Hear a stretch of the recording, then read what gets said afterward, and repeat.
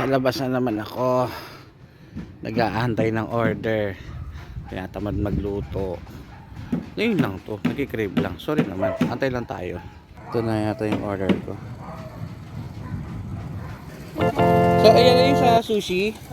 Sige sir. Teka lang, kunin ko lang yung pambayad. Ito sir. Yan. Umalis na si Manong driver ng bayaran ko na rin.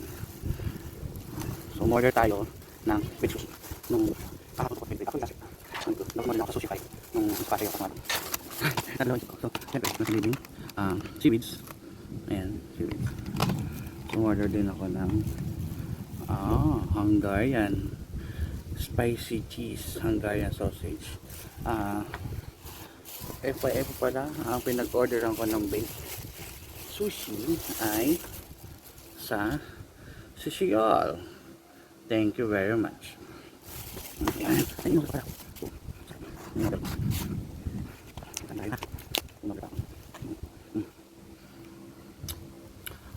Rice meals, ba? Udon. Ano ba nakalagay doon? Tonkatsu. Hindi siya tonkatsu eh. Yan. Pork tonkatsu. O diba?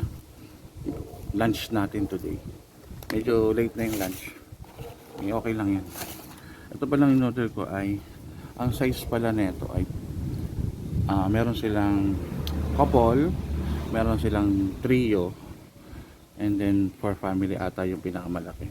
So ang in order natin na flavor may baked mango crab. Yan. Ayun ang number nila. Gusto nyo sa Bacoor lang yan. Kaya napa-order ako dito, nakita ko sa Facebook. Meron sa Bacoor. Yan o. Ay, sarap. Baked mango crab. Kakain tayo. Lagyan natin eh. Okay. Mamaya kakain tayo. So, wait lang tayo ha. Mag-aayos lang ako. So, mamaya balikan ko kayo. Yan. Kakain muna tayo ha.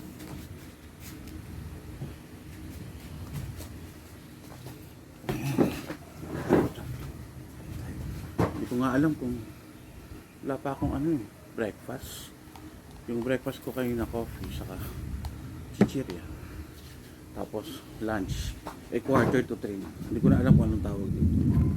So tikman lang muna natin tong spicy Hungarian. Ano ba to? Spicy Hungarian. Hungarian cheese. Yan. Kain tayo. Wow.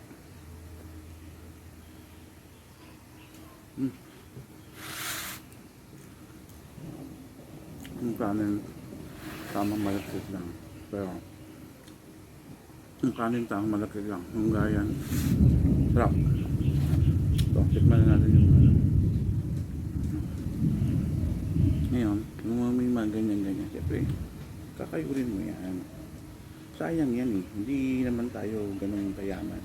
Hindi na tayo mayaman eh. Kasi masarap yan. Kayo rin yan. Yan. Ito muna natin siya ng wala sa nito. Take on naman natin. So order na kayo dyan ha. Kay Susiol. Pag nasa Cavite ka lang, Bacoor lang naman ang location nyo. So publish lang naman yung delivery. Yan tayo.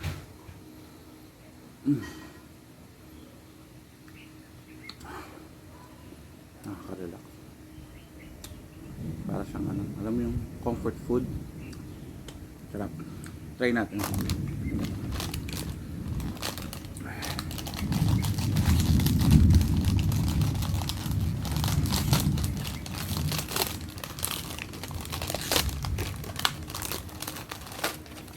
Ayun.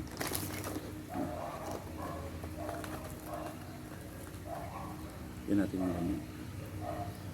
So, itong size na to ay hindi siya pang couple, pang trio siya.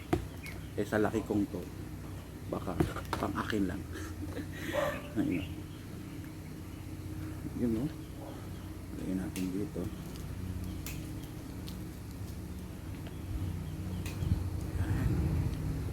Kain po tayo.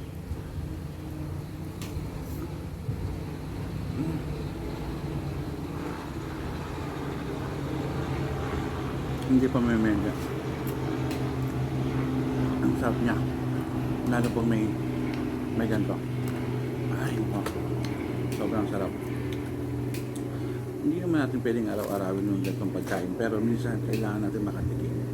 Minsan, bigyan din naman natin ng natin, ang sarili natin ng mga ganitong pagkain. Ulitin ko kasi, baka sarap. Baka naririnig nyo kumukulog-kulog na naman at makulimlim sa labas. Hindi na naulan pero kumukulog-kulog. Alam mo yun? Uy, kain ulit tayo kasi parang sarap talaga.